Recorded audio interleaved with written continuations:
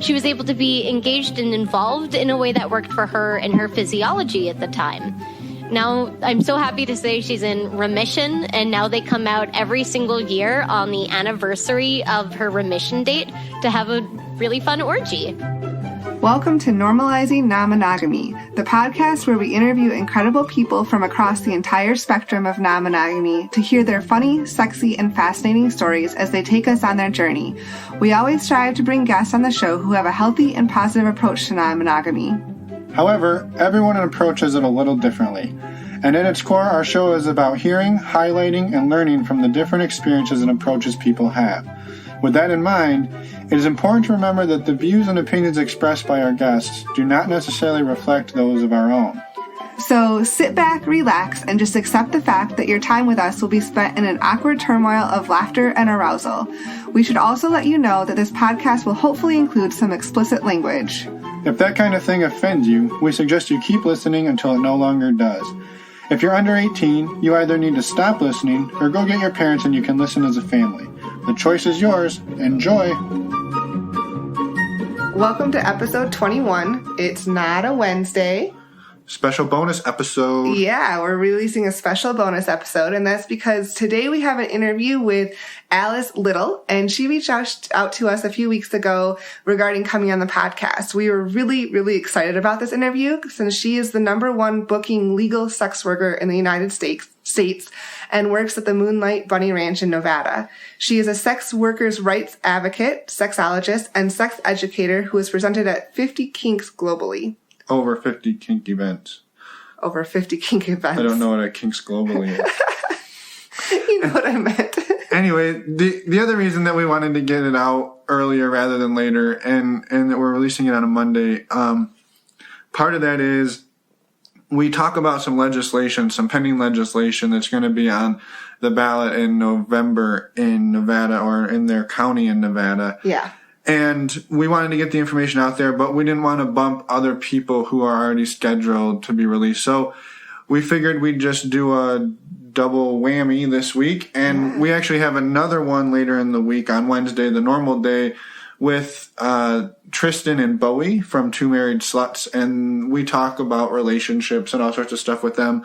They recently started a podcast and are both professional companions. So and they're swingers and poly and all sorts of good stuff. So we get to talk a little bit more about that side of things with two other sex workers later in the week. So it's a fun sex work week. Exactly. Today, when we talk with Alice, we talk about everything from the sex work legislation to Bluetooth security, sex safety. Favorite sex toys. Yeah. How she sees couples. Yeah, product safety, safety strategies for group sex. So there's a ton of good stuff in here, including the fact that she herself identifies as polyamorous, and we talk about that a little bit. So it's a pretty awesome conversation we have with her. You're going to want to give it a listen. One of the things that we were hoping that we could ask of you is, because there's some legislation that's pending, and apparently, and she'll talk a little bit about this, but apparently they put this on the ballot even though they didn't receive enough signatures. So the commission in Nevada, correct? In their county in Nevada. Right. So the Board of Commissioners for Lyon County, she sent us a link that we put in the show notes, and all of their names and email addresses are in there. So what we were wondering is maybe if you would be willing to just take a minute and send one or a few of these commissioners a link with our show notes to say, hey, listen to all the amazing things that Alice and the other sex workers do for the community, for people, the way that they change lives. We talk a lot about the way that she and other of her coworkers change lives around the world. So if you just have an extra minute this week or next week or in the next month, just take a minute, send them a short message, and try to get them to listen, to maybe see why taking this off the ballot or not doing anything about it would be a great idea. Because they're trying to shut the Bunny Ranch down. And all of the brothels. And all of the brothels in this county. So that's our one call to action that we would give to you today, if you don't mind. Again, to get to those links for the commissioners, you can find them in the show notes, which are on our website at normalizingnonmonogamy.com, or you can also find them in the notes of your podcast player, the description for this episode. So we'll quit rambling now and jump into the interview, and we'll see you on the other side. Well, thanks, Alice, for joining us. We appreciate you taking some time out of your busy schedule to chat with us this evening, and we've been really excited about this interview, so I think it'll be a great time. We wanted to start things off just asking you to tell us a little bit about yourself. Yeah, it's something that we found, especially when non-monogamy, people tend to think we're one-dimensional and all we do is have sex with other people or date other people. So I think maybe having people hear that you're a sex worker, that they maybe would assume the same, that that's all you do with your life. And we were poking around your Twitter and noticed a lot of reading, exercise, hiking. And so do you mind just sharing a little bit about yourself? Of course. You figure that I was born in Ireland, and I kind of had this storybook type of childhood where I grew up surrounded by animals in the great outdoors. It gave me this really unique appreciation for life, for animals, and for nature. And it's really carried over to a lot of my hobbies today. I find myself spending a whole bunch of time horseback riding, hiking, just getting out and enjoying life and all that there is to do. Especially out here in Nevada, it's so scenic and beautiful that it would seem silly to not take advantage of all the great trails available to us here. Yeah, absolutely. And it seems like reading is also at the top of your list. Do you have maybe a couple of favorites that you're digging into right now? Oh gosh, don't make me pick just one. I just finished reading a Steve Sims book, Blue Fishing, which is a fantastic, fantastic read. It's very informative in terms of how to make things happen and how at the end of the day it's really all about communication, which I find to be quite true in all fields. Yeah. Perfect. So your list of qualifications on your website and that you kind of listed out in your email to us is quite heavy, and we covered most of them in our intro for you, but beyond that, do you mind sharing with us how you got into sex work and maybe what that journey looked like for you? So I started primarily as a sex educator. When I was younger, I had an amazing opportunity to work at a pro dungeon in New York City. And there I received a ton of really good high-end education in terms of things like consent and negotiations, as well as the BDSM skills that go along with those activities. Through that work, I started being invited to teach my own classes at all sorts of different events across the country, and I ended up becoming fairly well known for this. From there, I connected with an individual that was working at the Bunny Ranch at the time, and she invited me out for a couple of weeks to see if I would like it. I decided to take her up on the offer, and then in November 2015, I started out at the Sagebrush Ranch. Okay. And there I've been ever since. So before sex work, I mean, was that something you always knew you wanted to do, or was there other careers that you had dreamed of doing as you grew up, and this is sort of something you found along the way? There's this really funny and embarrassing piece of paper from preschool, and it says, "When I grow up, I want to be," and it's a blank space where you can then write your answer. In all my 3-year-old wisdom, I wanted to be a cat when I grew up. That was my big ambition. So in terms of careers, I kind of have tried my hand at a whole bunch of different things. I've been an EMT in New York. I've been a BDSM educator. I've worked in cell phone sales. Just a huge laundry list of different careers, trying to find something that actually gave my life purpose. When I work a job, I don't want to just be doing a function of something. I actually want to be contributing to society in a meaningful way. For the first time ever through my work at the Bunny Ranch, I felt like I actually was making a difference in people's lives. Right. Yeah, and I think maybe that's, when people hear that, that's almost counterintuitive. Do you mind talking a little bit about just how that is and what type of differences you've made? Well, the way I look at it is that sex for so many people, and really intimacy more so than sex, is a need rather than a want or desire. It's such a prevalent need that it's actually included on Maslow's hierarchy of needs pyramid, which is oftentimes referenced in psychology. I do reference that because it talks about how important it is to have that sense of intimacy and closeness with families, friends, and loved ones in order to progress through life and become fully self-actualized. Well, if we're acknowledging that from a psychological standpoint, it seems only natural that we should actually explore what the service of intimacy looks like in practice. And the answer is it looks like legal sex work at the Bunny Ranch. Right. But I think maybe that's something else we wanted to ask about is there's a lot of discussion right now around the legalities around sex work, and maybe that some people aren't even aware that sex work is legal in certain parts of our country. So in one of your credentials is #1 booking legal sex worker in the U.S. So do you mind talking a little bit about what legal sex work is and what it looks like and what that looks like in the U.S. today? Before I can really get into the specifics of legal sex work, it's important to first talk about sex work as an umbrella term. Because oftentimes when we talk about sex work, we don't really have a conception of what that truly is in practice. A sex worker can be anything from an educator to a full-service provider to a phone sex operator to somebody working at a strip club.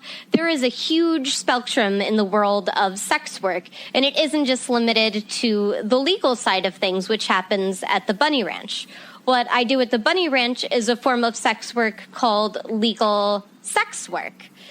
With that, it means that we have laws and legislation in place that allows us to provide full-service sex to our clients in a capacity that's safe, legalized, and, well, kind of fantastic and fun.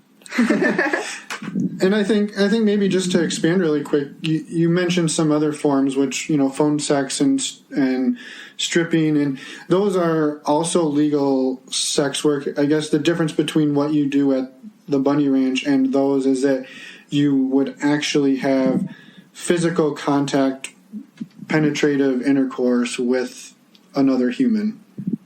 Correct. Another way that's oftentimes used to describe that is to call it full-service sex work. And I further quantify that by saying it's legal full-service sex work, because it's very important that we differentiate between the legal safe industry and what is unfortunately an illegal and unregulated industry that does absolutely exist in this country as well. Sure. A lot of people conflate the two, and they don't understand that there's a difference between the laws and legislation that keep us safe and sound at the Bunny Ranch versus this Hollywood painted caricature of what they think a sex worker should be, which is this woman in 5-inch tall heels walking down in skimping clothing on some back alleyway. We could not be any further different from that. It's such a harsh portrayal, and an incredibly inaccurate one, too, like many other types of Hollywood stereotypes. Yeah. I think one thing we wanted to branch off on, I guess, from this discussion is there's a heated debate right now about whether sex work should be legalized or decriminalized. Can you talk about your thoughts on that and pros and cons of each and where you fall? So there's a couple different types of legalization that are being discussed right now in the media. The first is legalization, which is what we have at the Bunny Ranch and the associated Nevada brothels. Through that system, it's only legal within certain counties and only legal at those particular locations. The ladies have to be affiliated with one of those locations in order to be able to work legally. Another form that is being discussed of legalization is called decriminalization, which is where we simply remove all of the legislation that would prevent someone from being a sex work rather than actually enacting a legal system of sex work. Through a decriminalized system, the ladies would not have to be affiliated with a ranch. There would not be any laws or legislation regarding how she conducts her business, what kind of health requirements there are, and it would be very much so free open market style. And then you have outright criminalization, which is calling for the removal of both the legal brothel system as well as the prevention of any sort of decriminalized system from coming into play. Right now in America, what we have here is legalized prostitution only within the Nevada brothel system. We don't have a system of decriminalization at all whatsoever. Instead, we absolutely do go after those who are providing services illegally outside of the ranches. The biggest benefit of having legalization is that it gives us protection. It gives us legislation and safety measures. It gives us directive as to what kind of health requirements should there be. How are we going about doing and conducting background checks? How are we making sure that everyone is entering this industry consensually? How do we guarantee that everyone is of a legal age? And the way that we do that at the Bunny Ranch is we actually have to go and apply for a working license at the sheriff's office. We have to give our fingerprints, all of our legal information, and consent to a full background check before we're ever able to show up to a lineup and start working. Whereas with the criminalized way of doing things, which does exist in America, oftentimes it's called independent or illegal type sex work that unfortunately isn't nearly as safe and isn't nearly as regulated. As a result, you do have a system that does allow for exploitation. Personally, I am for nationwide legalization, which would look like having systems like the Bunny Ranch in every single state in America. Long term, I do believe we could have national level decriminalization, but I think it's going to take some time for society to get over that stigma, and legalization is really going to be that first step. Like you had mentioned, right now it's being so hotly debated that even what we already have legal is being very hotly contended. We've got a petition going right now that's looking to seek to close the Bunny Ranch and is essentially holding my career hostage. So you see legalization as a stepping stone to decriminalization? Is that correct? Correct. Yes. Okay. Yeah. I think that we need to redefine how we relate with sex and treat sex workers in America before we could ever roll out any sort of decriminalization at a national level. We've got to be realistic and look at the fact that we can't even have acceptance of the legal system we have. It's unrealistic to try to advocate for complete and total decriminalization when we can't even keep the legal status that we have. Yeah. Right. Do you mind talking a little more about the petition that's going on in Nevada right now? There is a group called No Little Girl that started a petition a number of months ago seeking to put a question on the ballot come November in regards to whether the county should allow for legal prostitution or not. This group actually failed to collect enough signatures, but they were able to negotiate with the commissioners to get the question put on the ballot as an advisory question anyway.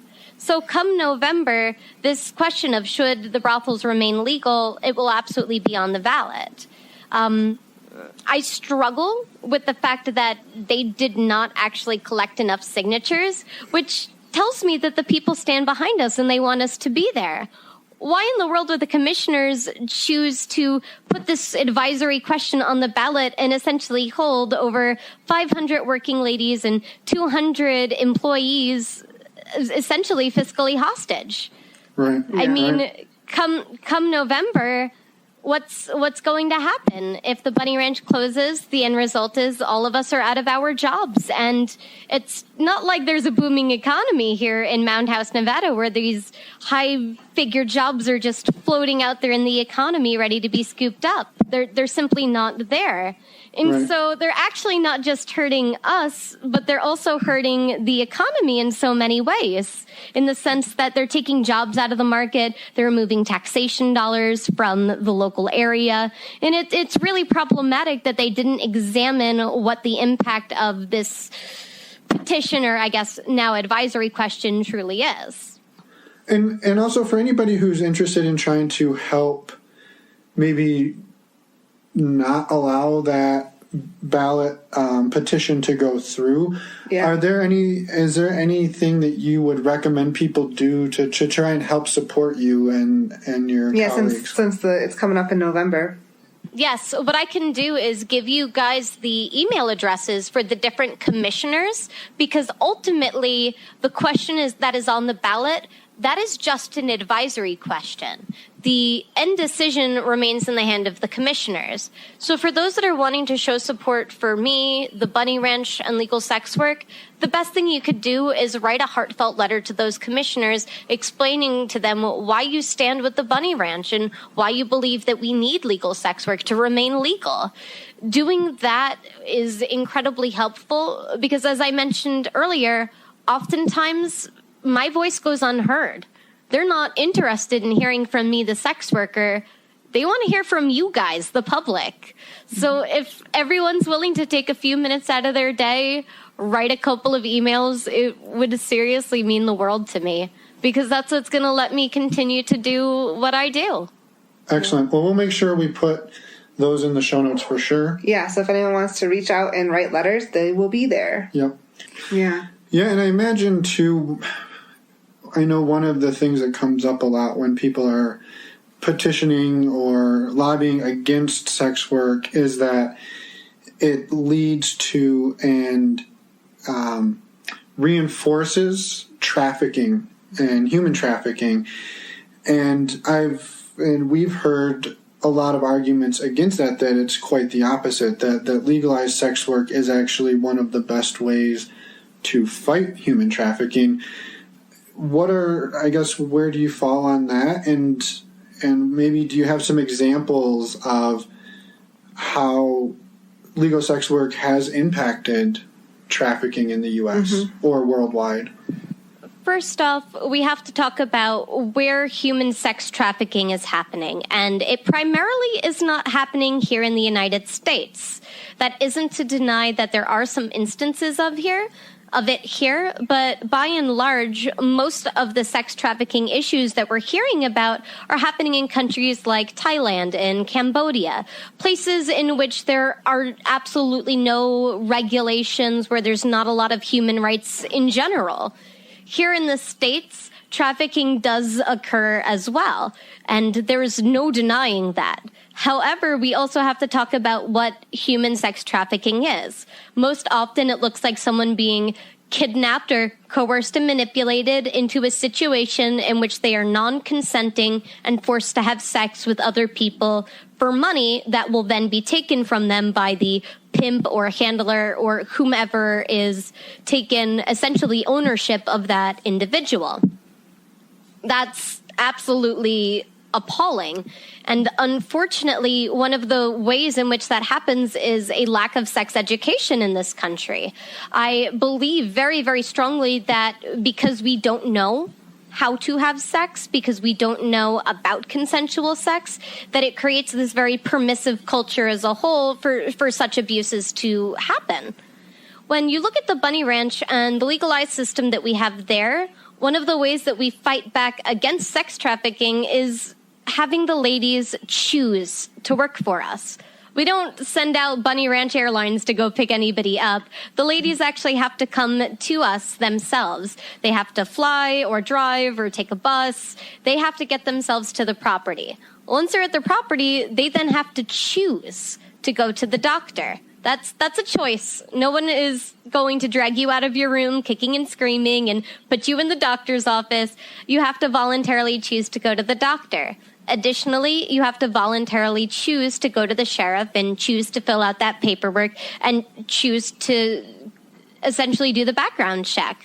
All of those things are choices. It gives someone an opportunity that if they've been pressured, coerced, forced, or otherwise are uncomfortable with the situation, to be able to speak up and say something. By having the legal system in place, we create the opportunity for sex work to happen in a way that is safe, is legal, and is consensual. Sex work oftentimes is considered the oldest profession in the world, and that's an accurate statement. We have proof going all the way back to Assyro-Babylonian times of sex workers working within the ziggurats and the temples. There's always been sex work, and there always will be sex work. And so the best defense we have is to legalize sex work, regulate sex work, so this way it can operate in a way that's safe, legal, and consensual. Building on that a little bit, if somebody wanted to seek out a sex worker, how would you, or do you have any advice for them in determining whether the woman is is under duress at all or being coerced into the situation. I think a lot of people want to seek out sex workers, but they're worried about that. They want the woman to be in a safe situation and be there willingly. The easiest way is to go to a legal brothel. And that's not to say that the Bunny Ranch is the only place in the world with a legal brothel system. Australia actually has a very thriving community of various brothels that exist, as does New Zealand.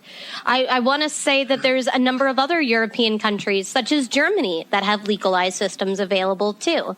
When you choose to go to a licensed legal location, you're choosing to buy into that system of legality, that system of consent. The way to avoid exploitation and avoid potentially interacting with an individual that's not consenting would be to simply go to a legalized location. That's what they're there for. The easiest... I imagine, though, right, so to my knowledge, the only place in the U.S. that legalized brothels exist is in Nevada. Is that true? Yes, that is correct. It's only in select counties of Nevada, and at this time, no new counties have legalization on the ballot.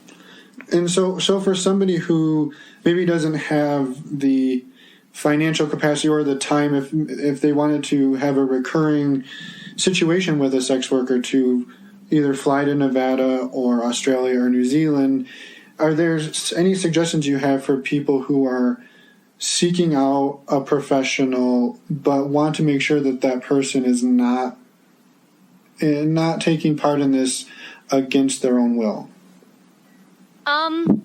Well, first, I can't really encourage anyone to do illegal activities such as seeing a sex worker outside of a legal brothel.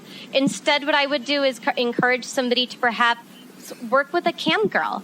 Work with one of the other forms of sex work services that are available, such as phone sex providers, dominatrices. There's a lot of options out there for people to get their intimate needs met without having to go to the illegal side of things. Really, the only way you know 100% that it's safe and consensual is going to be to go through a legalized brothel as far as full service sex work goes. Mm-hmm. Sure.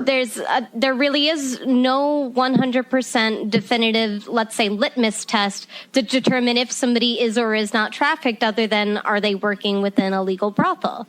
The reason why I cite cam girls as being a fantastic option for those seeking to have a one-on-one intimate encounter is that you can go through the communication, the connection, except that you're not doing it physically. You're just having that same interaction virtually. It's perfectly legal. You're perfectly safe. And again, through that way, you know that the lady has chosen to contact you, chosen to connect with you, and chosen to engage in those activities. There really isn't this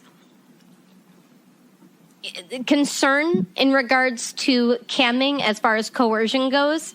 There's a much more consensual side of that. It's a much more thorough and legalized market in the sense that it's safe to say that most cam girls you engage with are choosing to be cam girls. Yeah, no, that makes perfect sense, and I think that's good advice. Yeah, I think it's a great recommendation. So one thing we kind of wanted to shift the conversation a little bit to your work with couples or people, not necessarily couples, but people who are interested in the non-monogamous side of things.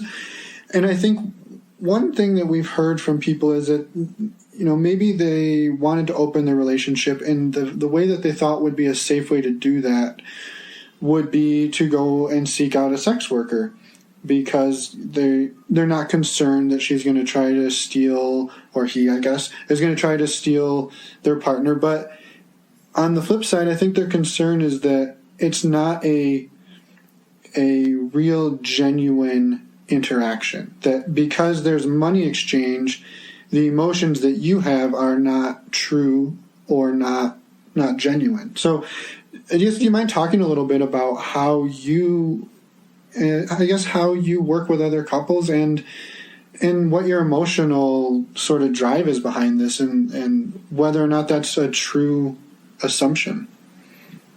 I would say it's an incorrect assumption to say that it's a disingenuous engagement when you see a sex worker as part of a threesome encounter or as part of an extramarital curriculum. you figured there's this interesting term called bounded intimacy, which talks about there being genuine affections and genuine feeling, genuine compassion, but all within this framework, pre-negotiated time. Generally, the time that we would spend together at the ranch. Within that realm, within the space we've created, everything that's happening within there is absolutely real and genuine. Much in the same way that if you were to see a mental health professional, they genuinely care about your well-being and your health and how your day is going. At the same time, everybody engaged in the activity consensually knows that at a certain point, this experience will end. It is within this frameworked time, and thus, we all go on with our daily lives. Right, but at the same time, you truly want to be there. You're truly engaged. You feel the intimacy. All of these feelings for you are real. They're not imagined because there was money exchanged. Absolutely so. Frankly speaking, the money is not my primary motivator for being at the ranch. Everyone has a different motivation for showing up to work every day, and mine is not money. My motivation is getting to meet people and getting to connect with them. I think that the purpose of life is to connect with others and enrich their lives as much as humanly possible. That's what gives us an amazing experience in life. So to me, my work at the Bunny Ranch is the most perfect way imaginable to connect with a huge, diverse range of people. I see couples, I see men, I see virgins, I see females, I see lesbians, I see people of color, I see trans individuals. It really is a huge spectrum that comes and spends time with me, and as such, it really allows me to grow and develop as a person. So for those who would be concerned about the fiscal aspect of it and the fact that there is a transaction happening as the end-all be-all of disingenuous or genuous, you have to look at the reason of why I am there. And right. I'm there because I want to be. Financially, I could retire tomorrow, not look back, and be very comfortable for the rest of my life. It's a choice for me every single day to be there. It's something that most people can't say about their jobs, but I'm lucky enough and fortunate enough to say about mine. Yeah, I think that's an important parallel to draw that, most people, if they won the lottery tomorrow, they might go into work just to tell some people off and then they wouldn't go in the next day. But it sounds like if that were to happen to you, you would continue on just like you are today because it's what you actually enjoy doing. You're not just there for the money. And I think that's an important thing for people to hear. Mm-hmm. Working at the Bunny Ranch is my big lottery prize. Getting to be there is the pot of gold at the end of the rainbow. And it's those connections that are so incredibly meaningful and important to me. Yeah. I wanted to know, how do you handle situations when you, varying people with varying experience levels, like sexual experience levels. So I know you mentioned virgins just now, or people who might be on the autism spectrum, or people who have had a bad relationship with sex in the past. How do you handle those types of situations? I handle them through communication. Everything starts with a conversation. We talk about why somebody is there. We actually look at the reasons of what are they wanting to accomplish. Are they hoping to learn something? Are they hoping to have a positive experience? And then we'll also talk a little bit about where they have been, such as any past traumas that I might need to be aware of, any lack of education in terms of someone being a virgin and never getting to be intimate with someone. And from there, I'll kind of take a look at where they are, where they want to be, and I'll develop a plan to help bring them to that point in time. Oftentimes, I will infuse sex education in my experiences in such a way that they don't even realize that you're actually learning something while having an amazing encounter, too. It's things like pausing before putting a condom on and talking somebody through what I am doing and how to do it. It's things like, we're using this type of lube because it's a water-based lube, which is compatible with condoms. Make sure that you do not use silicone lube because that can damage condoms. I actually explain what it is I'm doing and why I am doing it, so this way they have that information to really take home and improve their own sex lives beyond the Bunny Ranch. Right. And maybe for somebody out there who was thinking about maybe there's a listener who is on the autism spectrum or who has a disability of some kind, and they're concerned that they could never get into non-monogamy because they struggle with one-on-one relationships or with any type of relationships. Do you mind maybe sharing some experiences you've had with people that you've seen transitions or breakthroughs or things happen that the way that you've changed somebody's life for the better? Just maybe to give somebody who's listening, like, oh, I'm not doomed forever to be alone and not, or I could do something like non-monogamy, which is something that a lot of people struggle with without any of those limiting factors, I guess. Yeah. So the way that I would kind of go about doing it is when I connect with somebody, oftentimes we'll talk about what kind of a relationship we're wanting to build. Is this a one-time occurrence, or will this be an ongoing thing? Oftentimes for those that are looking to get somewhere in their sex journey, it looks like having several dates together. So let's just say a virgin. Our very first encounter is going to be focused on the skills. It's going to be focused on the activity. The second one, we might go out on a date together, and I'm going to talk them through some best tips for date advice, ideas for little presents that they could get a girl that might charm her, how to compliment a woman eloquently rather than just saying, hey, I like your butt. I'll oftentimes work with people that are on the autism spectrum to kind of change the way that they perceive sex and relationships, so it's no longer a challenge for them to wrap their minds around. When you take a lot of the loaded words and phrases out of something and simply go down to the base language of describing what it is you're trying to accomplish, I find that it makes things feel very less intimidating. It's not non-monogamy, it's having relationships with more than one person in a genuine way. Well, that sounds pretty doable, so how do we do that? Well, first, it starts with communication, and I'll give somebody those skills. To kind of give you a specific example, I had a gentleman come to see me right around his 50th birthday following a terrible divorce. He recently had an ED condition that arose and ended up being a huge point of contention in their relationship, and he cited it as inevitably being the main reason why his relationship failed. He had gone without intimate connection for over 5 years before sending me an email to connect and kind of get back into the saddle. That first encounter with him was almost magical. When he learned that there were different ways to have sex and other ways to do things, it opened up a completely new world for him.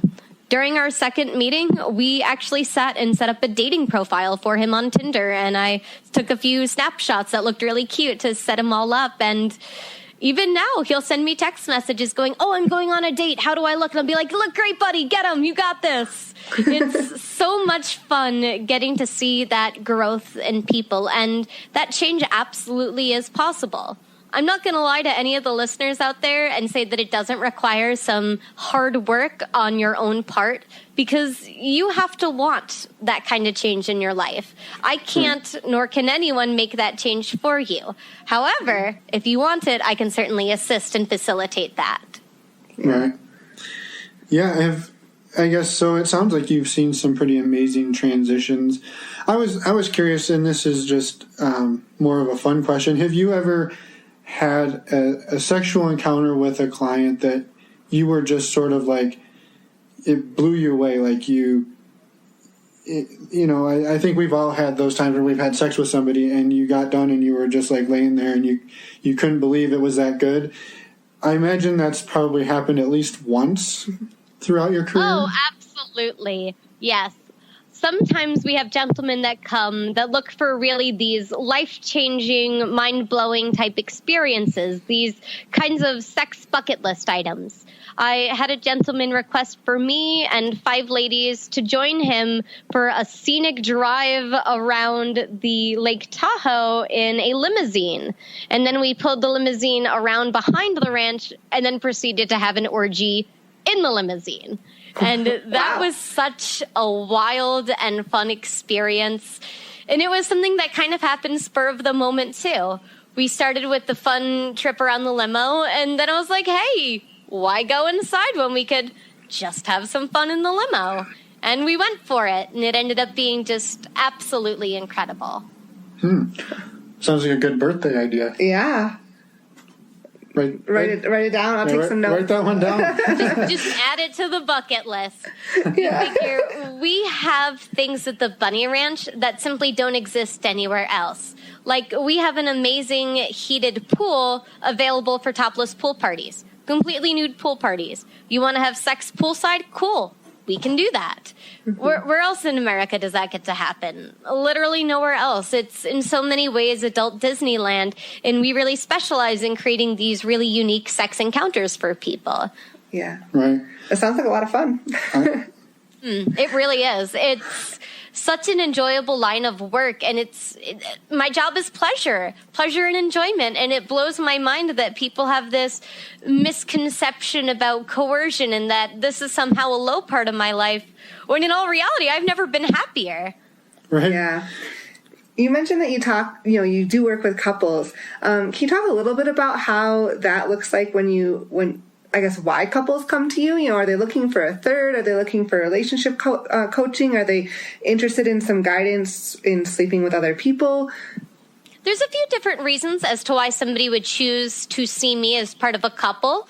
The first reason could be to repair their own relationship. If they're having sex difficulties, relationship difficulties, they may come to me to be an outside perspective and perhaps give some hands-on coaching and show them, hey, this isn't working because you kind of forgot foreplay. Ladies, we do take a little bit longer to get started than guys do, and so it's important that you actually take a full 15 minutes for foreplay, so this way your partner is physically ready to be engaged at the same level that you as the male partner are. Oftentimes that comes up during my session with couples.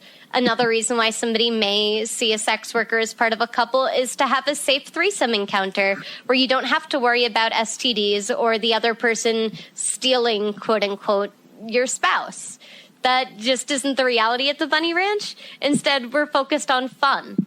Another reason why couples might come is that they want to open themselves up for perhaps a poly experience and kind of want to do poly with training wheels, which essentially means that they get to call the shots, they get to have total control of the situation, they're able to set up any boundaries, and it kind of lets them test drive what that situation looks and feels like to better determine before entering perhaps a polyamorous relationship. So one thing you mentioned a second ago was a safe option where they don't have to worry about STIs or STDs. And I think maybe, can you expand on that? Because one would imagine, I think the stereotype being that because you probably have sex with a lot more people than your average Joe, that you're at an increased risk for STIs. And can you talk a little bit about why it's actually a safer option than people may think? At the Bunny Ranch, we are legally obligated to have a doctor check every single week for STDs and STIs. A lady is unable to actively work if she has an infection of some sort. Thus, 100% guaranteed if the lady is available to provide a service that she's been tested and her results came back negative. Another way in which it's safer is that condoms are required for all sex activities at the Bunny Ranch. Everything is done with protection. And as somebody who is an industry insider and is essentially a sex expert, I know how to keep myself safe, especially in a threesome encounter. Many times in threesomes, people don't think about cross-contamination between the ladies. And usually it comes from things not like penetration, but from fingers and mouths, and I'm able to manage all of those risks because I'm aware of them, whereas somebody going into just a random hookup threesome at a bar may not know to look out for those things and manage those risks appropriately. I'm able to handle those details so you can focus on the fun rather than the nitty-gritty of, who's doing what, where, and how, and which, and what. Yeah. So do you use condoms then for oral sex as well and other barriers? Oh, absolutely, yes. We've got condoms, dental dams, latex, as well as latex-free for those who have latex allergies.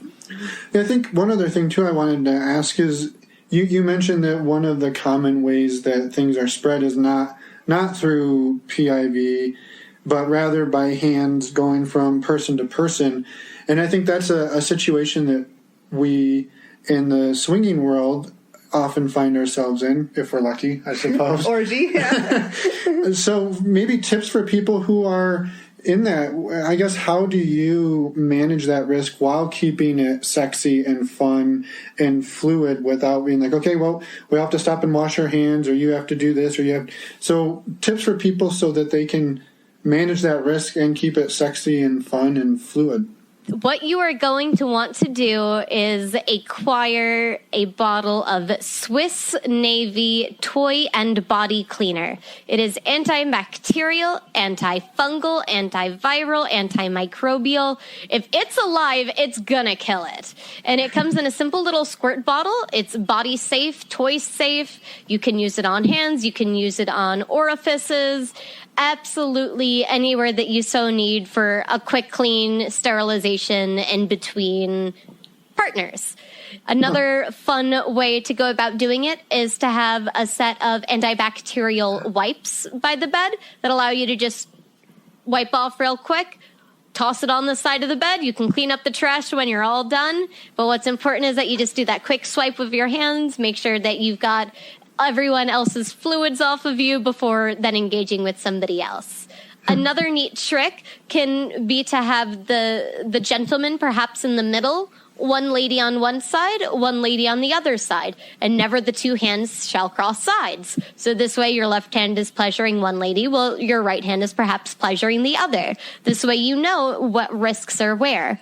A really good idea, too, is to always put condoms on your sex toys. This way you have an easy way to clean them in between use. Take the condom off, give it a quick wipe down, toss another condom on, and you're good to pass the Hitachi wand on to the next participant. Yeah, I think those are great tips, and all of them seem like, they'd be pretty fluid in the moment, which is the key. So, Yeah. Yeah, it requires very little conversation. You just hand the bottle to the next person, they spray their hands down real quick, and onwards you go. Yeah. It's a very easy and convenient way to manage risk. There is also an amazing, amazing product out there on the market that I cannot be vocal enough about, and that is PrEP. Pre-exposure prophylaxis. This is an HIV prevention medication that is relatively new to the market. In just the last 10 years, it's been developed and very thoroughly researched, and it is 99.999% effective at preventing an HIV infection should you have exposure. It's a simple pill that's taken once a day. It has very little to no side effects, and in certain counties, they're even offering this for free to people that are considered a risk situation. This means anyone in the LGBT community, anybody that's in the non-monogamy community, anyone that's in the sex work community. We're all considered by the government to be at a slightly elevated risk due to having more than one partner. And as such, they're making this medication available for us at extremely low or no cost. The brand name that I most often see used as PrEP is called Truvada. And your doctor may not be familiar about this. It very well may be on you to go online, Google PrEP, print out all of the associated information, and bring that to your doctor and have that conversation with them. Our doctors, unfortunately, don't know about this because it is so new to the market. And unfortunately, there isn't necessarily covered as part of continuous education. In fact, medical professionals oftentimes are highly undereducated when it comes to sex and sex health. There's only 3 hours of sex education required to receive a medical doctor license in this country. How insane is that? Yeah, that's 3 crazy. hours. That's even for a gynecologist. Yeah, they're relying on our amazing sex ed program in our public schools. So yeah. Oh, you mean the one that shows you putting a condom on a banana and that's about it? I got that. I don't remember even that. think I got that.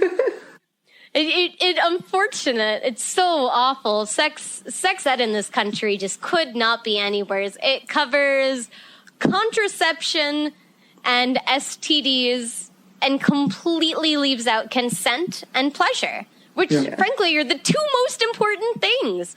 Is everybody wanting to participate, and how do we go about having a good sexual encounter that feels amazing for everyone involved?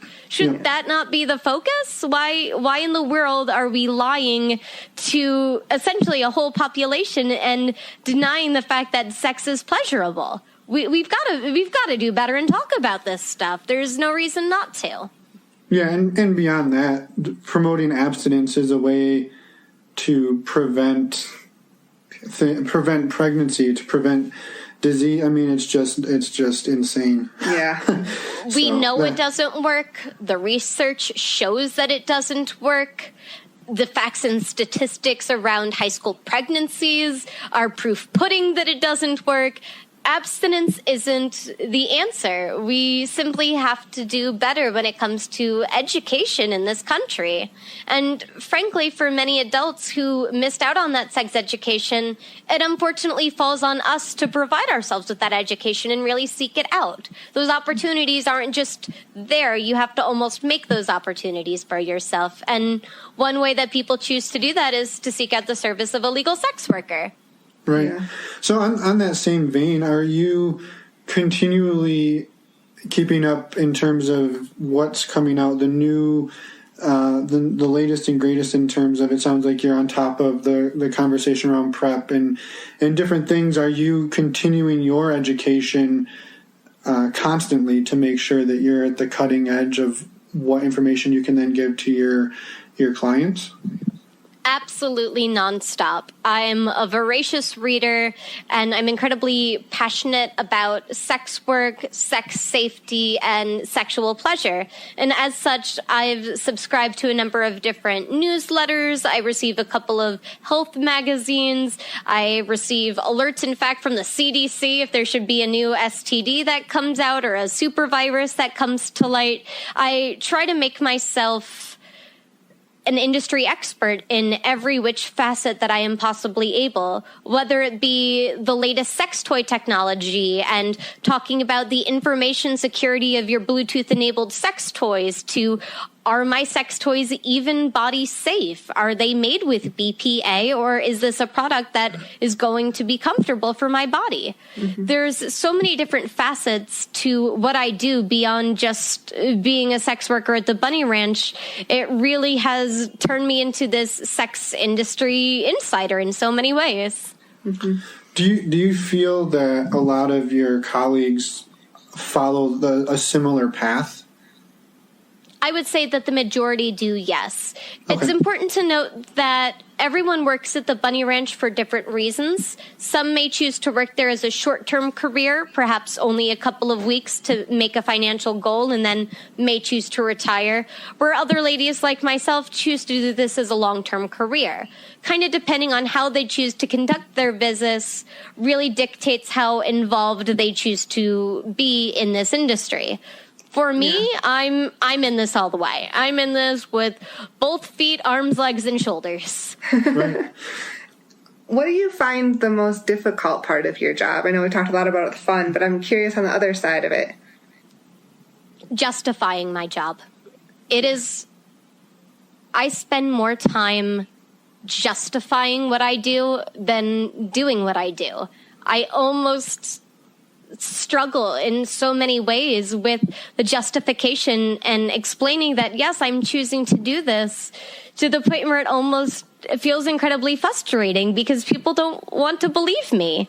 For whatever reason, we have this perception that women cannot self-advocate, especially so when it comes to female sex workers.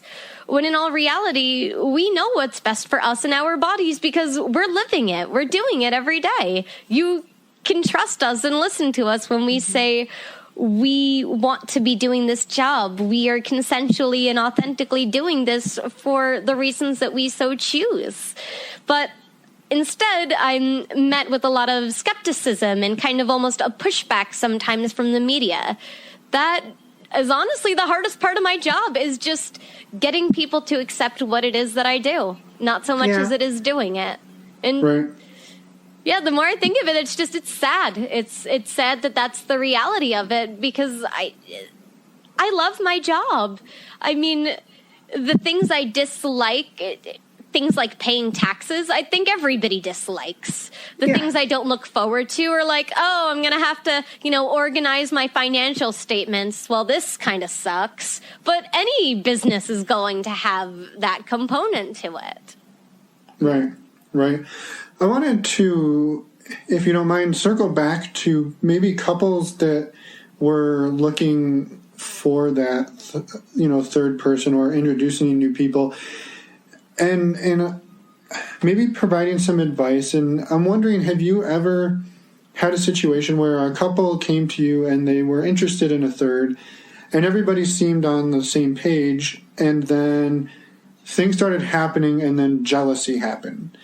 Because I think that's a situation that we've seen, that I think a lot of people in the world of non-monogamy have seen, and maybe some tips from you on how you've diffused those situations, and maybe conversations that you would encourage people to have in the moment when things are hot, people get fired up, and things aren't going the way that you thought they were going to go. So one of the important things to mention is when we first meet at the Bunny Ranch, before anything happens, we talk about it. There is a very, very thorough conversation in which I am going to ask both parties separately, what are you personally wanting to get out of this experience? What are your boundaries and limits and your comfortabilities? If that changes, here is how I would like you to communicate that. If anything makes you uncomfortable, let me know so we can talk about the feelings before they start bubbling up and turn into a sense of jealousy. Oftentimes, couples will come forward with this as a primary concern, like, oh, I want to do this, but I don't know how I'm going to feel about it. Well, that's the cool thing about this, in the sense that we can adapt and change things so long as everybody is willing to be open and honest about their feelings and communicate them in an authentic way. I feel like there's no reason for things to get hot, heavy, and heated in the bedroom in a negative sense. The only reason anyone should be hot and sweaty in the bedroom is because they feel really damn good. And I find that by talking about communication and establishing what should the procedure look like if consent changes during the course of what we are doing, so long as you have that conversation up front, so everybody knows that it's an option to say, I'm not really comfortable with you kissing him. Not a problem. Thank you for using your words and telling me that you feel that way. Is this okay? Is that okay? And then I will seek confirmation from somebody, so this way they know that they truly are in control of the situation. The easiest advice I could give for somebody in a non-sex work situation would be to have a practice threesome with a sex worker. It's the most amazing way to kind of go through the motions of those skills and those conversations, because oftentimes we don't even have those conversations with the person that we're primarily in a relationship with, let alone a third person. So it's really about learning those skills in the first place, and by gaining those skills, you're kind of able to prevent those negative situations from happening. Of course, that's an ideal world. Realistically, not everyone is self-aware, and you may inevitably, despite going into things authentically from your own thought, may find that another person engaged in that situation has changed their mind and are arousing thoughts of jealousy, things of that nature. And in that kind of situation, I think it's really important to first de-escalate and bring the volume down. That usually looks like everybody putting their clothing back down, defusing the situation, and being like, okay, let's put a pause on what's going on right now. Let's make some space and talk about this.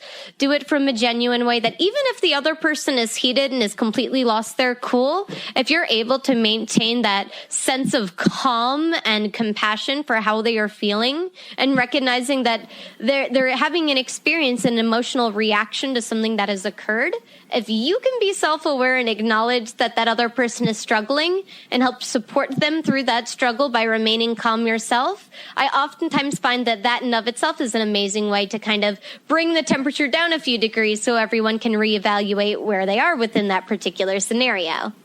Yeah. Sure. I think that makes a lot of sense. Do you have any more questions on that topic before I switch? No, but I had some other questions, but you go ahead. Go ahead.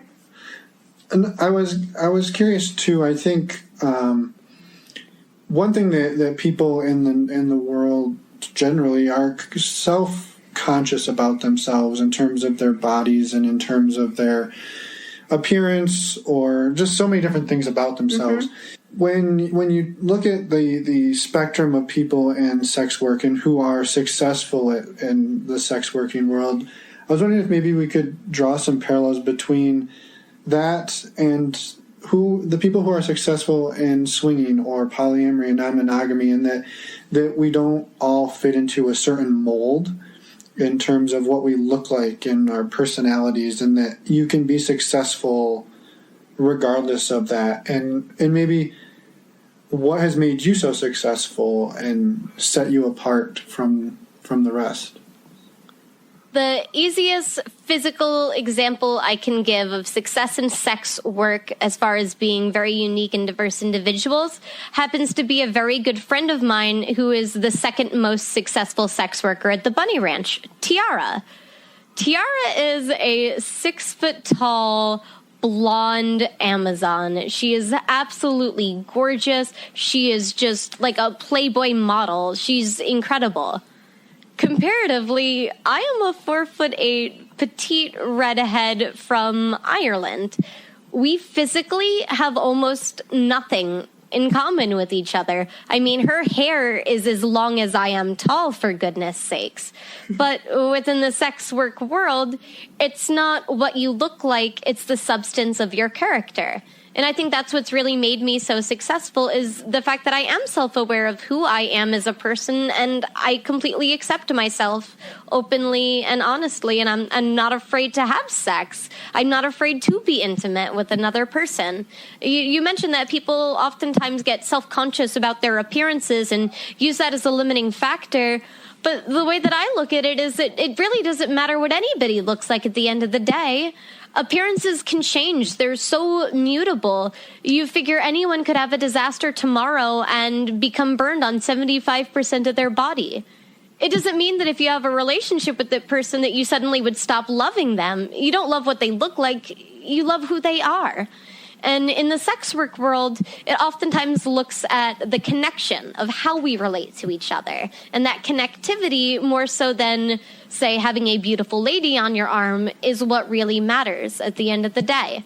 And I think that's also true with non-monogamy. It's important that you're working with somebody that is compatible with you mentally and emotionally, more so than seeking out specifically a blonde, a brunette, a redhead, or an Asian lady. That's the completely wrong way to go about doing things. And so I always recommend for people to take image out of the equation. Even when looking at a sex worker, read the description, how the lady describes herself. Get to know her through social media rather than looking at pictures of her, because we're not objects. We're not purchasable merchandise like a Louis Vuitton handbag is on a website. Instead, there's so much more to us. There's depth and breadth and characters, personal preferences, likes and dislikes. We're these fully actualized human beings, just like everyone else is. And when we start to have a deeper appreciation of who somebody is rather than what they look like, I think that's when you get to have a really successful threesome. I think that's great advice. Mm-hmm. Yeah, no, for sure. It kind of kills me a little bit that people get so wrapped up in the image and the appearance of things, but I find that it matters so little. When I talk to the couples that have been together 20, 30 years, 50 years even, they're not worried about each other's appearance anymore. That's not what keeps a relationship together long term. It's who you are. It's how they connect and interact with each other, how they communicate, how they are able to just exist in a space together harmoniously. And as a threesome, of course, that might be more of a short-term experience or perhaps a more long-term encounter in terms of a polyamorous relationship. But again, that compatibility should come first before images and appearances. Mm-hmm. Switching topics a little bit, I wanted to ask you, I know you did tell us you were polyamorous, and I wanted to ask, how do you navigate that with the world, with your job? And also in general, how do people who are sex workers navigate their personal relationships? Well, I guess maybe to build on that too, I think one of the knee-jerk reactions would be, why would anybody want to date a sex worker? Yeah. And maybe what are some of the benefits that you feel that being a sex worker allows you to bring to relationships? I think it's a really interesting question as far as why would anyone want to date a sex worker?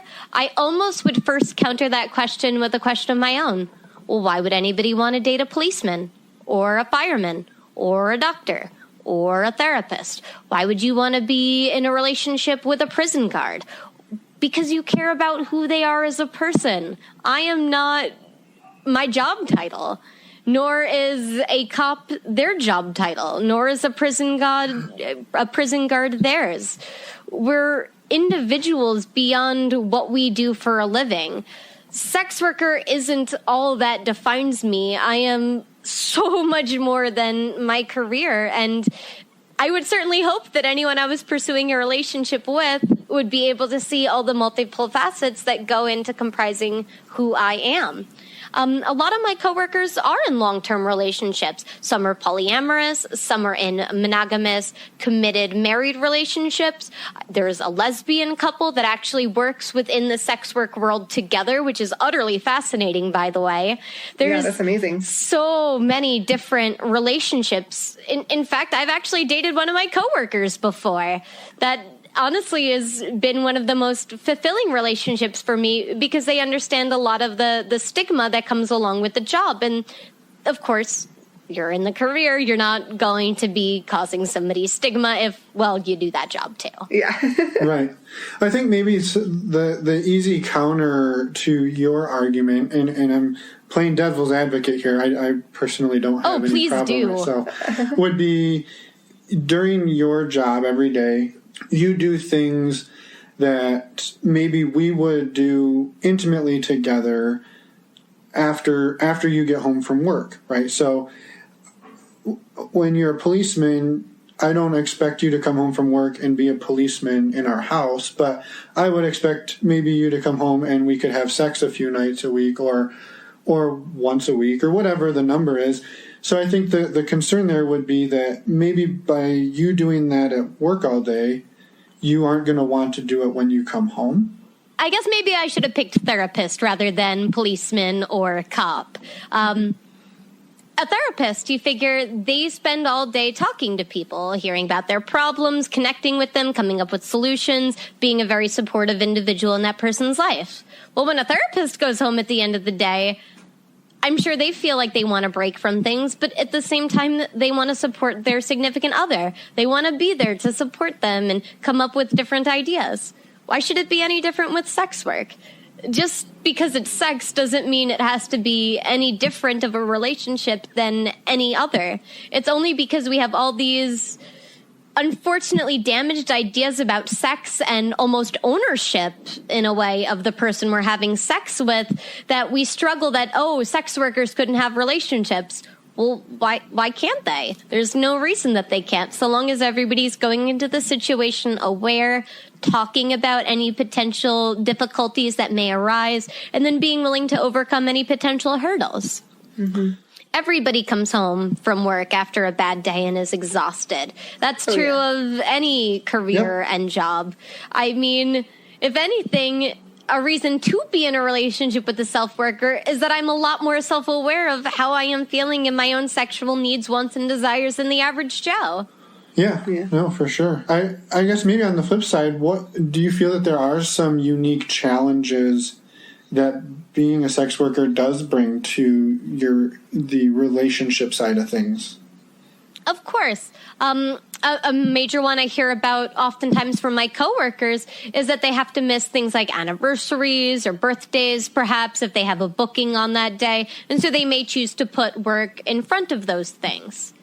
Again, I have to point at other jobs and say, well, that problem could also happen to a doctor. You get called into surgery. You got to save somebody. Doesn't matter if it's your anniversary. You got to go save that baby. It's just another way of looking at it. It's another relationship challenge to overcome, but I wouldn't necessarily say that it's unique to sex work. You figure that the things that might be potentially contentious with sex work, such as sex safety and whatnot, are covered under legality, so those aren't really so much a concern.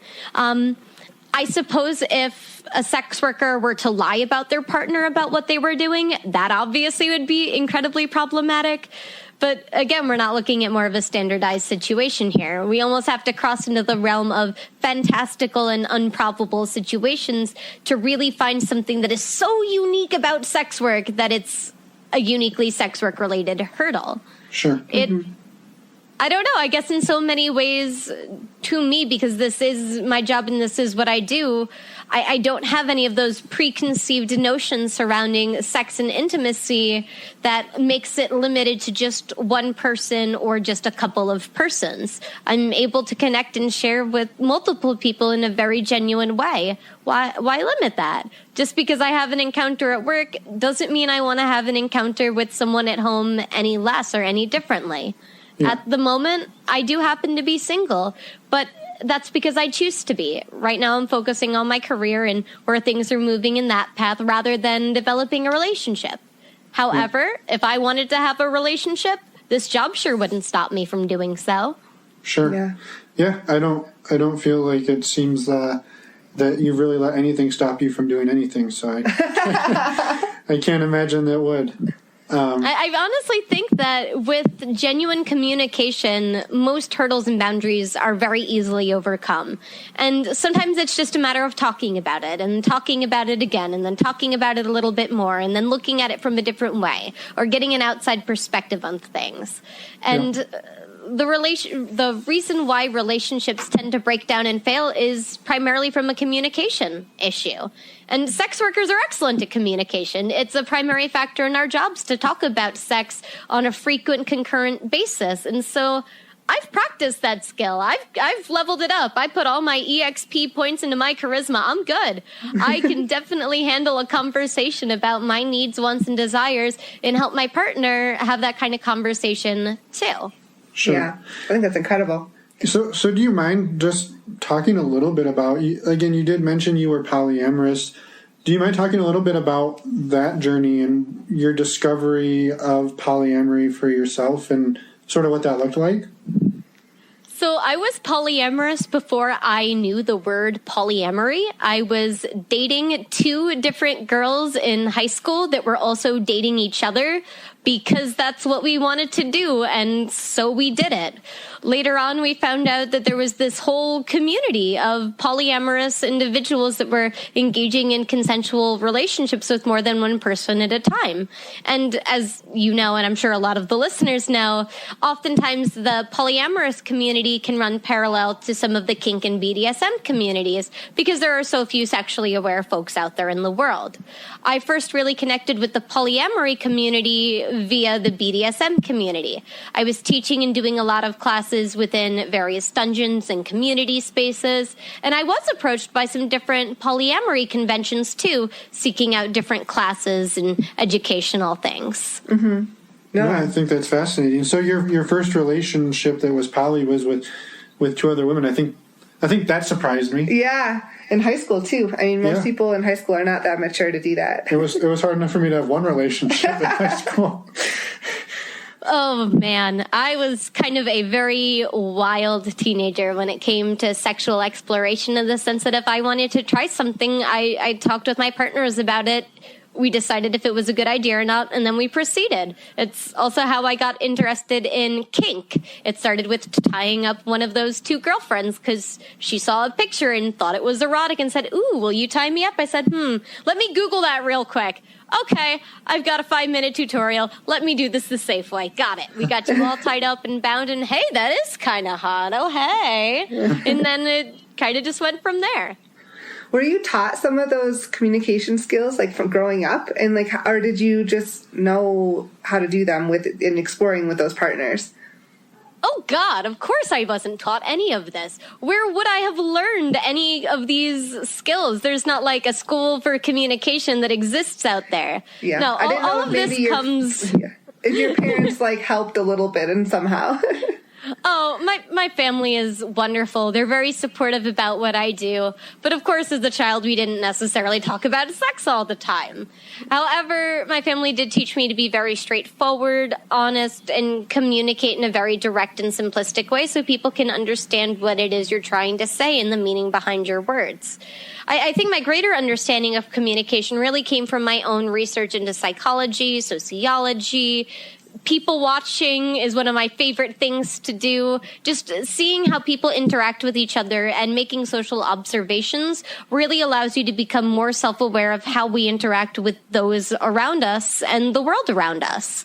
Right. A really good I guess, challenge in a way that I always encourage people to do if they're looking to get better about communication is I challenge them to have a quality conversation every single day.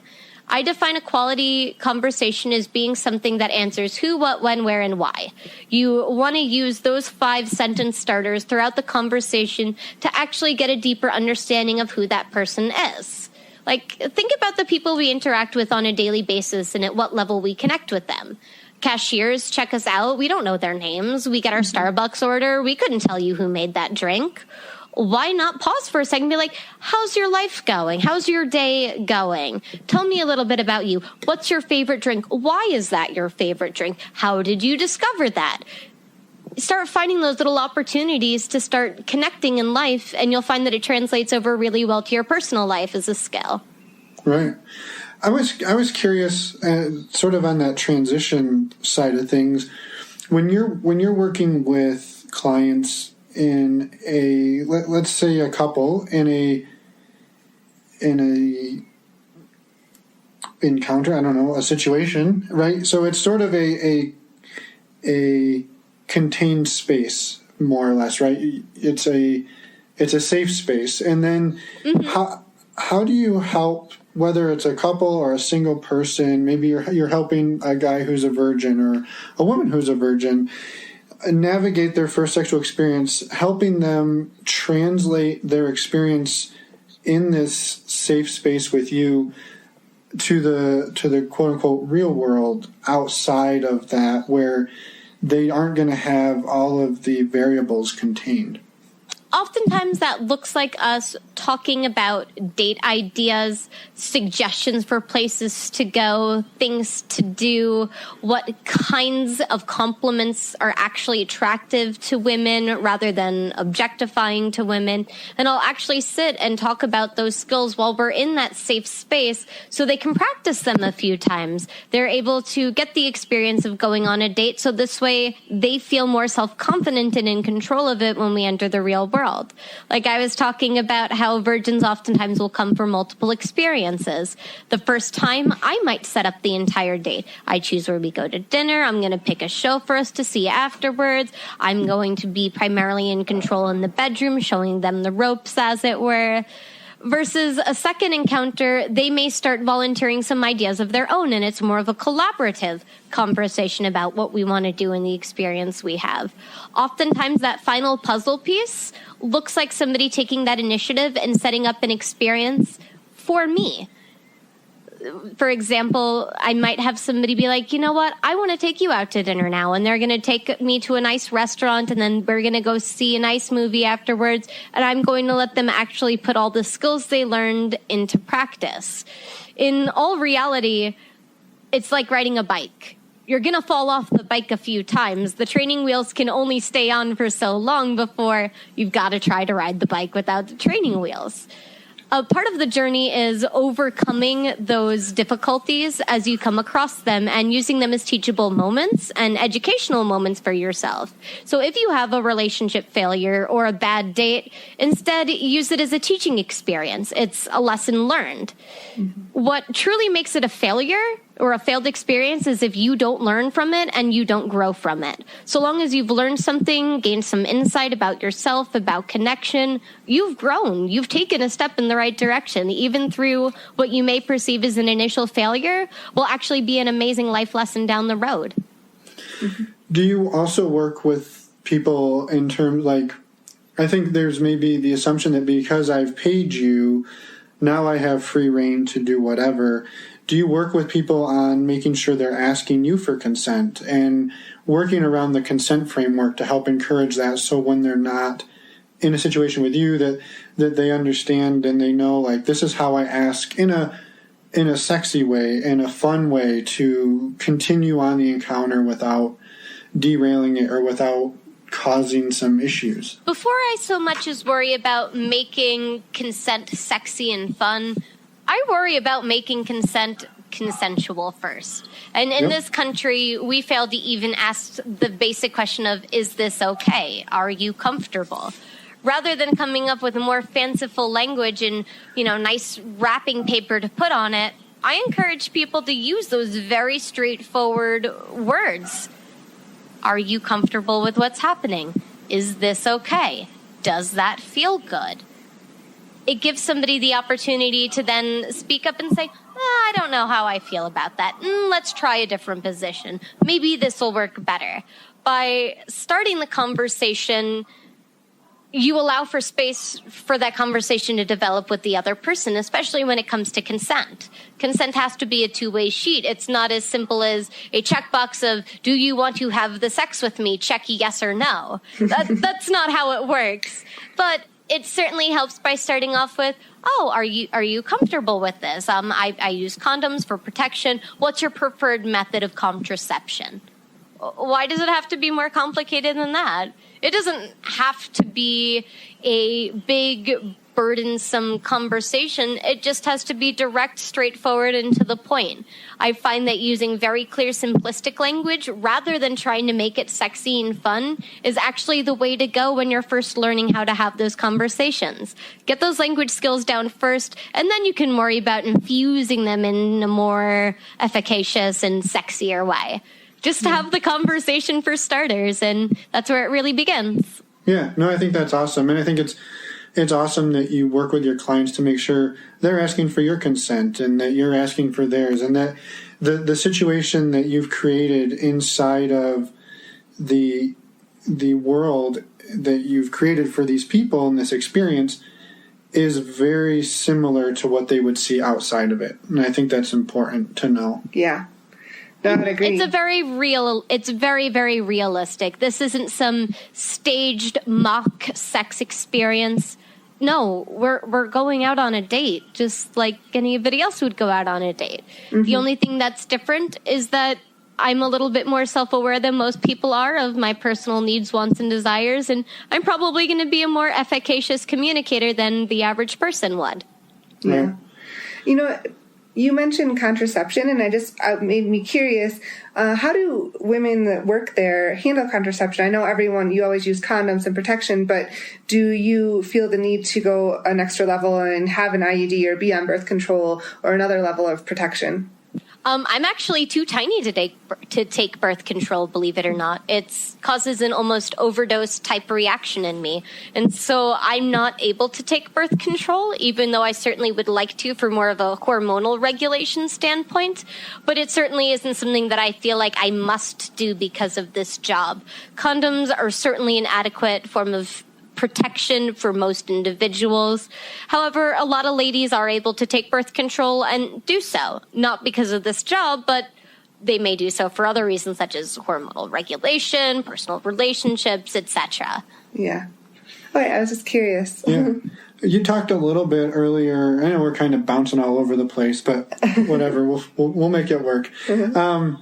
You talked a little bit earlier about your exploration and the progressions that you've gone through in exploring BDSM and kink. Is there something that's on your bucket list that you still haven't checked off yet that you're hoping to someday? Yes, I want to suspend somebody from a 50-foot crane. Wow, that's ambitious and amazing. Yep, it's going to take it's going to take a heck of a lot of coordination, like a crash net and safety equipment, and I'm going to need to get a crane and somebody that's not afraid of heights. But I have an image in my head that I've always wanted to capture of somebody suspended in a very, very elegant position where their head is aimed at the ground, kind of almost similar to that of the hanged man on the tarot card, kind of like that kind of imagery, I think would be really sexy to capture. Something about that and being able to make that happen is definitely on my personal kinky bucket list. Yeah, I think that's... Because you figure when, you're a sex worker, the bucket list gets pretty damn interesting. It's like, orgy in a limo, check that one off. Having a naked pool party, can check that one off. Having an encounter with 3 of my best friends at the same time, can check that one off. Role play, done. Schoolgirls, done. BDSM and kink, done. I've gotten to do so many interesting sexual things that I honestly have struggled to come up with what's even on my bucket list anymore. Yeah. What's your favorite toy that you found? Oh, Hitachi Magic Wand, hands down. I love the fact that they have corded as well as cordless options available now. I mean, the settings are strong and stronger. What's not to love about that? I would agree. That's my favorite too. It works. I mean, if you don't own a sex toy at home, ladies, get yourself a Magic Wand. It's a good one. Yes. I had another question. Can I ask another one? Yeah, go ahead. Have you ever, and this is again a very specific thing, have you ever been working with a client, maybe it was a guy or a girl, I suppose, a man or a woman, and their partner found out about it, and then rather than cutting it off, they started seeing you together as a couple? Yes. In fact, I actually do have an example of this. I always like to mention that I only talk about experiences and clients that have specifically given their consent to be discussed. So this is a story that I have full permission to share, much like the other ones I've spoken about on this podcast. I don't want anyone feeling as if their life story is going to be aired on the next podcast if they come to see me. Unless you specifically give consent for that, I don't talk about any encounters. With this particular one, it was a gentleman. He started to see me, and he did mention that he was married up front, and he mentioned that there were some difficulties regarding sex in the relationship, but didn't really go into too much detail. During our first encounter, it eventually came to light that his wife did not know that he was there, and that his wife was actually struggling with cancer at the moment, and that she physically wasn't able to have sex with him. She happened to call during the middle of our session, and it was because of a medical emergency. She asked where he was, and he was truthful and honest with her, like I hope most spouses are. And she was like, okay, we'll talk about this more later. Well, he went and handled the medical issue, and she wrote me the most interesting email I've ever come across, talking about the fact that she was perfectly okay with the fact that he was doing this. She was more so hurt by the fact that he didn't communicate his needs rather than taking care of them with her consent, doing it behind her back. In all reality, she was perfectly comfortable with him getting his primary sex need fulfilled at a brothel because at the time she's undergoing chemotherapy, she literally could not have sex. So instead, I came up with a solution for this. And the solution looked like having her come into the session as a non-sexual participant. She was still involved, but not in a PIV context. She was still able to be there emotionally with her husband, kissing, making out, rubbing on his shoulders. She was able to be engaged and involved in a way that worked for her and her physiology at the time. Now, I'm so happy to say she's in remission, and now they come out every single year on the anniversary of her remission date to have a really fun orgy. That's amazing. Yeah, that's a really cool story. Yeah, no, when I asked that question, I wasn't expecting such an amazing answer, so I appreciate it. Yeah, the Bunny Ranch changes lives in so many ways that people don't realize. They think of it as just being sex, but it's just so much more than that when you really take a look at the work we do. It's veterans coming back and feeling supported. It's couples healing their broken relationships. It's virgins getting that sex education up front so this way they don't commit a violation of consent later down the road. We're actively working to make sex better for America. Yeah, You don't have to convince us. We're happy to support that any way we can. Yes, exactly. You mentioned that your family is very supportive. So they know, I'm assuming, what you do in your line of work. Do most of your friends know, or most of your friends, I guess, that you've made now through work? Literally every single person in my life, from the person who does my hair, my best friend, my family, my doctor, my dog babysitter, everybody knows what I do. I have no problems with disclosure, and frankly, if someone has a problem about what I do and isn't willing to have a conversation about it, that's probably not somebody I want in my life anyway. Mm-hmm. When it comes to family, it's so interesting. They were actually relieved that I was working at the Bunny Ranch. Prior, I had worked as a jockey at the Belmont racetrack, which is an incredibly physically dangerous job. They were just so happy that I wasn't dealing with the horses anymore. They're like, oh, the Bunny Ranch, that sounds so nice. Oh, that sounds great. Yes, we support this. Never get on a thoroughbred again. Now, that's not because they thought you were working with bunnies, right? Oh, gosh. No, they knew what the Bunny Ranch was. Though, a funny story to kind of riff off of that, I have a pony who lives at the Bunny Ranch. And I had a company pick him up and trailer him to the ranch from California, and they did think it was a rabbit farm. They were so confused when they pulled in. They're like, I think I'm here, but this isn't a rabbit farm. I'm like, you are here, and there are no rabbits here, only bunnies. I got my pony unloaded off of the trailer, got him situated, and the fellow actually went inside and ended up going on a tour of the place. It was really, really funny, in fact. It was like 3 a.m. in the middle of winter. The poor guy got delayed at the pass from California to Nevada because it oftentimes snows. And so he didn't get in until it seriously was like 3 a.m. So he was very, very confused driving up with, the bright lights and this, and so I'm sure this guy had a lot of very interesting thoughts running through his head, like, oh my God, what is happening here? Where am I? That's hilarious. So I think maybe, unless Emma's got a lot more questions, we could start wrap it up. I had a final question. Yeah, no, I think we should go. Obviously, you don't sound like you're anywhere near retirement. Do you mind talking a little bit about what your goals are, maybe where you see yourself going and what you think things look like for you in the coming months and years? So one of my long-term goals, when I do eventually choose to retire from full-service sex work at the Bunny Ranch, I really want to dedicate my life to being a sex work advocate. I really would like to get a PPE degree from Oxford.